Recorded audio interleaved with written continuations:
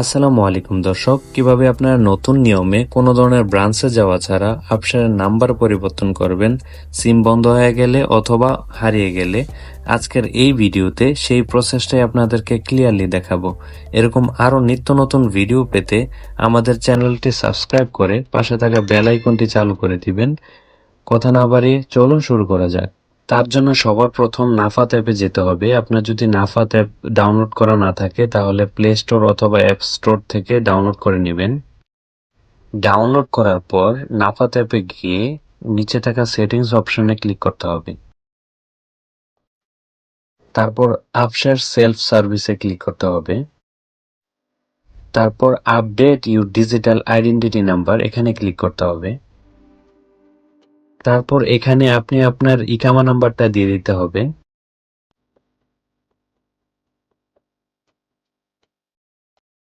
ইকামা number দেওয়ার পরে নেক্সটে ক্লিক করবেন। তারপর এখানে নতুন নাম্বার দিতে হবে, যে নাম্বারটা আপনি আপশেয়ারে দিতে চাচ্ছেন।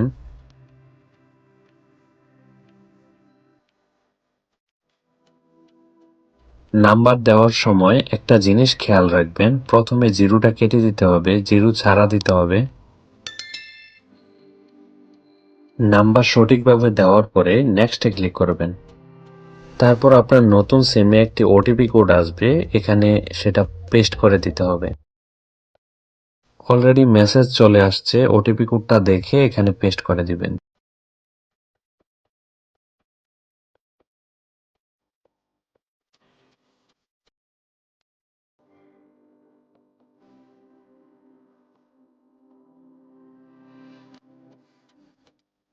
তারপরে ফেস ভেরিফিকেশন যাবে, ফেস ভেরিফিকেশন করার পরেই আপনার কাজ কমপ্লিট অলমোস্ট।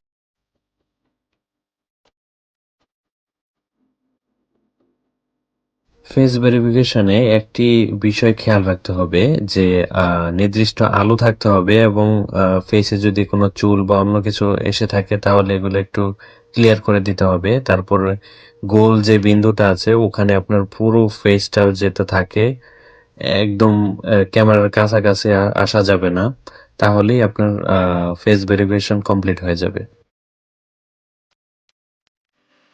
অলরেডি আমার ফেস ভেরিফিকেশন কমপ্লিট। তারপর ফিনিশ বাটনে ক্লিক করতে হবে। আমার মোবাইল নাম্বার সাকসেসফুলি চেঞ্জ হয়ে গেছে, এই যে তার মেসেজ, আমি মেসেজটা দেখিয়ে দিচ্ছি। এই যে দেখেন, পুরনো নাম্বার এবং নতুন নাম্বার, তো আমার মোবাইল নাম্বার সাকসেসফুলি চেঞ্জ হয়েছে। তো আমার ভিডিও যদি আপনাদের ভালো লেগে থাকে, আপনাদের একটু উপকারে এসে থাকে, তাহলে লাইক কমেন্ট সাবস্ক্রাইব করে পাশে থাকা বেল আইকনটি চালু করে দিবেন এরকম নিত্য নতুন ভিডিও পেতে। ততক্ষণে ভালো থাকবেন। আল্লাহ হাফেজ।